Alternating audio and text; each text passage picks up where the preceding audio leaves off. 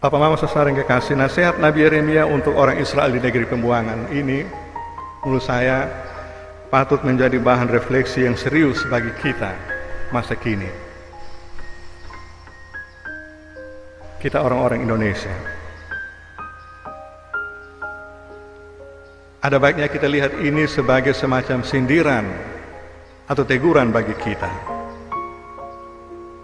Mengapa? Karena rasanya tidak sedikit di antara kita yang masih merasa sebagai orang asing di negeri sendiri. Banyak yang masih merasa dan berlaku sebagai penumpang, sebagai orang yang hanya menumpang di negeri ini, dan bukan sebagai pemilik sah, bukan sebagai ahli waris. Entah karena kita merasa kita kecil dan sedikit, oh saya dari suku yang kecil, tidak punya pengaruh di negeri ini dan seterusnya. Atau karena kita orang kecil, orang miskin, rakyat jelata, kita tidak punya kemampuan mengatur rumah tangga kita sendiri sebagai bangsa negara. Atau karena kita penganut agama minoritas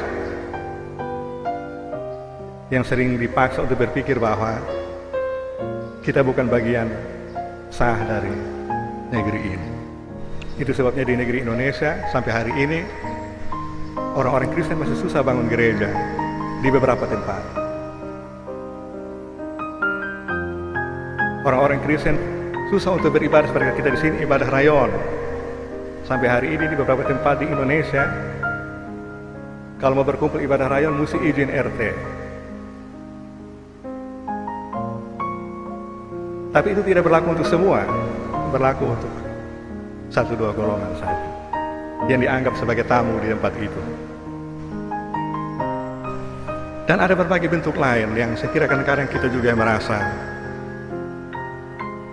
yang punya kuasa dan punya hak mengatur negeri ini adalah para pejabat dan orang berkuasa.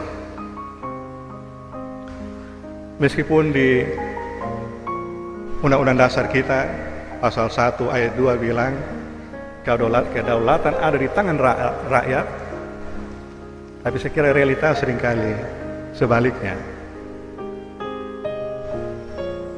Rakyat merasa tidak punya kedaulatan dan hanya akan ikut dan tunduk apa yang diatur oleh para pemimpin dan penguasa. Kedaulatan rakyat itu hanya ada waktu pemilu, yang kadang-kadang juga ya supaya kedaulatan itu dipancung, suara dibeli.